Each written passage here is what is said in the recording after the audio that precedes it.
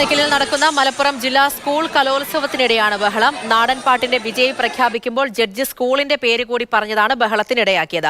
5 പേരെ ഇതുമായി ബന്ധപ്പെട്ട് പോലീസ് കസ്റ്റഡിയിലെടുത്തിട്ടുണ്ട്. അരുൺ അമൃതനാഥ് വിവരങ്ങളുമായി ചേരുന്നുണ്ട്.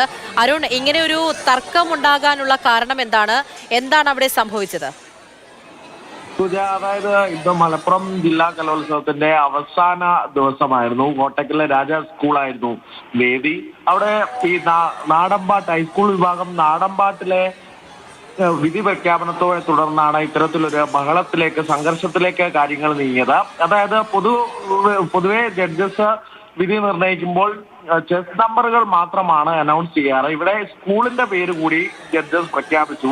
ഇതിനെ തുടർന്ന് മറ്റ് സ്കൂളിലെ വിദ്യാർത്ഥികൾ ഇത് എങ്ങനെയാണ് സ്കൂളിന്റെ പേര് അറിയുന്നതെന്ന് ചോദ്യം ചെയ്തുകൊണ്ട് ജഡ്ജസ് ആസൂത്രിതമായി തന്നെ ഇത്തരത്തിലൊരു നീക്കം നടത്തിയതാണ്, അല്ലെങ്കിൽ ഇത്തരത്തിൽ വിധി പ്രഖ്യാപിച്ചതാണെന്ന് ആരോപിച്ചുകൊണ്ട് പ്രതിഷേധിക്കുകയാണ്. പിന്നെ നാടൻപാട്ട് പാടിക്കൊണ്ട് തന്നെ ഇത്തരത്തിൽ വിദ്യാർത്ഥികൾ സ്കൂളിന് കോമ്പൗണ്ടിൽ പ്രതിഷേധിച്ചു. അങ്ങനെ പോലീസ് എത്തിയിട്ടാണ് ഈ ഒരു അന്വയ നീക്കം നടത്തിയത്. അപ്പോഴും വഴങ്ങിയില്ല. അങ്ങനെ 5 പേരെ പോലീസ് കസ്റ്റഡിയിൽ എടുക്കുകയാണ് ഉണ്ടായിരിക്കുന്നത്. ഇപ്പോൾ ആ പ്രശ്നം അവിടെ പരിഹരിച്ചു എന്നാണ് നമുക്ക് അവിടെ നിന്ന് മനസ്സിലാക്കാൻ സാധിക്കുന്നത്. പൂജ.